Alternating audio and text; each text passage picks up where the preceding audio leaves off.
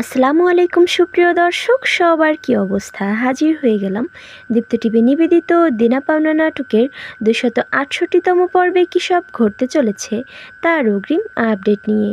এই পর্বটি কেউ মিস করবেন না, কারণ এই পর্বে আপনারা দেখতে পারবেন পারিকে দেখা যাবে সে এবার নিজে থেকেই ইরফানের জীবন থেকে চলে যাওয়ার সিদ্ধান্ত নেবে, কারণ তাকে যেহেতু এই বাড়িতে কেউ বউ হিসেবে মেনেই নেয়নি, জাস্ট তাকে স্বার্থের জন্য ব্যবহার করেছে, এটা ভেবে সে অনেক কষ্ট পেতে থাকবে। তাই সে এবার ইরফানের বাড়ি থেকে চলে যাওয়ার সিদ্ধান্ত নিবে। সৌরভকে দেখা যাবে সে এবার পারিকে না পাওয়ার কষ্ট বুকে চাপা রেখে ওই বাড়ি থেকে চলে যেতে চাইবে। তখন সৌরভ পারিকে বলবে, পারমিতা, এখানে তো এখন সব কিছুই ঠিক হয়ে গেছে, এখন তো এখানে আমার আর কোনো কাজ নেই, আমি তাহলে যাই এখন। পারমিতা, আমি জানি তুমি কোনোদিনও আমাকে বিয়ে করতে না, আর আজ আমিও তোমাকে বিয়ে করতে আসিনি।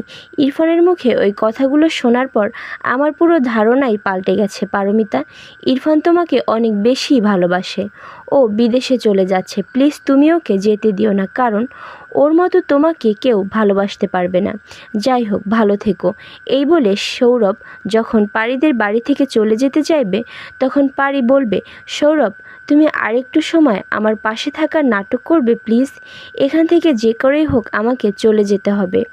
আমি এই বাড়ির প্রয়োজন ছিলাম মাত্র, কেউই আমাকে মন থেকে ভালোবাসেনি, আর এই পরিবারের জন্য আমি যা করেছি সেটা দায়িত্ব আর কর্তব্যের জায়গা থেকেই করেছি। আর যাই হোক, দায়িত্ব কর্তব্য তো কখনোই এড়ানো যায় না, তাই না?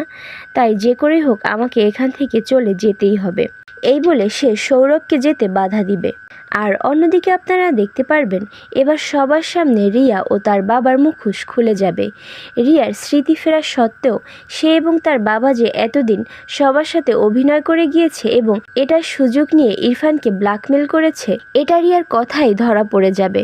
তখন ইরফানের বাবা বলবে, অনেক হয়েছে রহমান, দুই বাপ মেয়ে মিলে অনেক কিছু করেছো, আমার দুর্বলতার সুযোগ নিয়ে এতদিন আমার পরিবারের সাথে যা খুশি তাই করেছো, এসব কোনো কিছুই কি তুমি অস্বীকার করতে পারবে রহমান?